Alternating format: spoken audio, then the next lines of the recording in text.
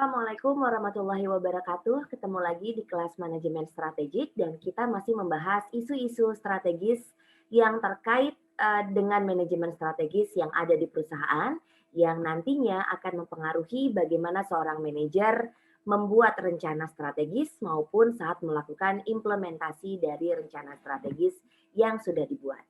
Nah, kali ini yang akan kita bahas adalah isu strategis yang berkembang di bidang manajemen sumber daya manusia.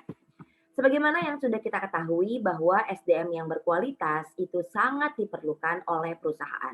Apalagi kalau perusahaannya semakin berkembang, maka otomatis akan semakin banyak sumber daya manusia yang dibutuhkan, yang juga berarti butuh lebih banyak usaha untuk mengatur sumber daya manusia yang banyak tersebut. Makanya kita perlu manajemen sumber daya manusia agar perusahaan dapat mengatur sumber daya manusia yang ada dengan seimbang dan dapat memanfaatkannya secara maksimal untuk menunjang produktivitas perusahaan.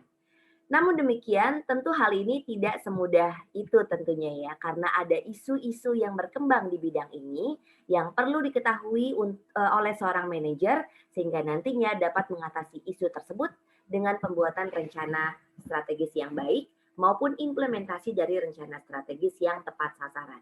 Tentunya ada banyak sekali isu-isu yang terkait dengan bidang SDM yang akan kita bahas untuk kali ini adalah isu-isu umum yang biasanya dihadapi oleh seorang manajer strategik. Nah, ini dia beberapa di antaranya. Isu yang umumnya muncul adalah yang pertama, terbatasnya SDM dengan skill tertentu. Memang SDM yang ada sekarang semakin banyak, tetapi apakah semuanya berkualitas? Belum tentu.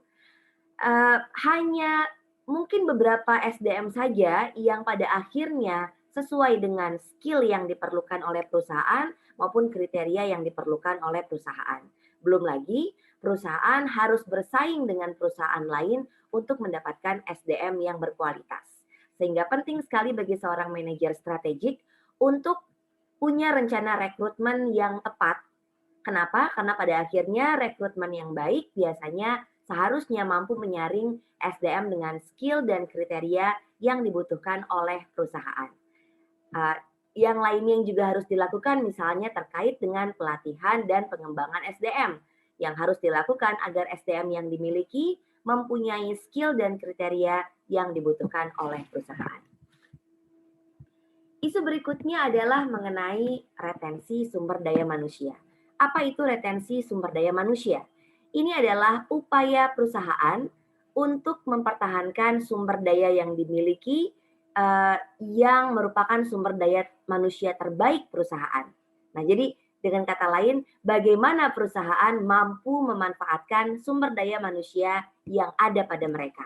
Karena katakanlah tadi ya, untuk mencari SDM dengan skill dan kriteria tertentu katanya sulit, katakanlah perusahaan berhasil, bukan berarti masalahnya selesai.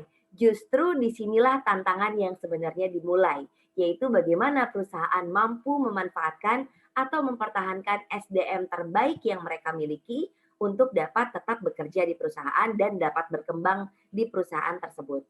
Jadi bagaimana perusahaan mampu memanfaatkan SDM tersebut, katakanlah tidak membuang-buang SDM yang bagus atau tidak menyia-nyiakan SDM bagus yang mereka miliki. Hal ini penting karena kegagalan dalam mengelola sumber daya manusia dapat mengakibatkan kinerja SDM menjadi tidak maksimal yang pada akhirnya dapat mengakibatkan produktivitas perusahaan juga menjadi turun. Nah, memang tapi melakukan retensi sumber daya manusia ini memang tidak gampang karena dia membutuhkan analisa yang cukup detail dan juga memakan waktu yang tidak sebentar. Berikutnya, isu yang juga penting untuk diperhatikan adalah terkait dengan perkembangan teknologi. Nah, teknologi diperlukan agar kehidupan kita menjadi semakin praktis. Bagaimana pemanfaatan teknologi dalam bidang manajemen sumber daya manusia di perusahaan? Apakah sudah dimanfaatkan dengan sebaik-baiknya? Ada banyak aplikasi atau program online yang bisa dipakai untuk memudahkan bagian sumber daya manusia dalam kegiatan mengatur SDM sehari-hari. Seorang manajer strategis harusnya memastikan bahwa perusahaannya mampu catch up dengan perkembangan teknologi yang ada untuk memudahkan pekerjaan bagian SDM. Nah, selanjutnya mengenai pengembangan sumber daya manusia. Cara perusahaan untuk dapat bersaing dengan perusahaan lainnya adalah dengan meningkatkan sumber daya manusia yang mereka miliki. Makanya kita perlu melakukan manajemen sumber daya manusia. Nah, manajemen sumber daya manusia dalam hal ini, dalam hal pengembangan SDM, dilakukan dengan atau dengan tujuan untuk meningkatkan skill tertentu dan juga membuat karyawan mempelajari hal baru sehingga pada akhirnya mereka menjadi pribadi yang multi talenta dan siap sedia. Misalnya nih, mempersiapkan karyawan agar mempunyai soft skill yang baik saat berkomunikasi dengan klien, atau mempersiapkan karyawan agar mereka mampu memanage waktu dengan baik agar dapat melakukan pekerjaan sesuai dengan deadline dan sebagainya. Nah, jadi pelatihan dan pengembangan karyawan yang dilakukan oleh manajer, yang dipilih oleh manajer strategis untuk dilakukan, seharusnya adalah pelatihan dan pengembangan yang pada akhirnya mensupport pengembangan SDM di perusahaan tersebut. Nah, isu yang akan kita bahas yang terakhir untuk kali ini adalah terkait dengan pengembangan desain organisasi yang baru. Nah, sistem organisasi yang telah berjalan sekian tahun belum tentu bisa efektif untuk dapat diterapkan di tahun berikutnya. Sistem tersebut harus disesuaikan dengan keberagaman sumber daya manusia yang ada. Apalagi generasi sumber daya manusia itu berubah dari tahun ke tahun dan itu menjadi satu tantangan tersendiri bagi bagian SDM untuk dapat menciptakan lingkungan kerja yang kondusif bagi mereka.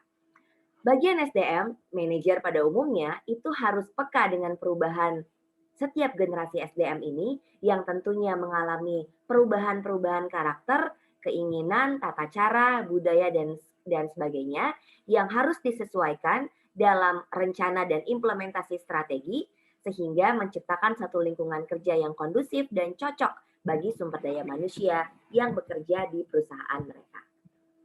Baik, untuk materi kali ini, jika Anda ingin membaca lebih lanjut, saya merekomendasikan buku ini untuk Anda baca.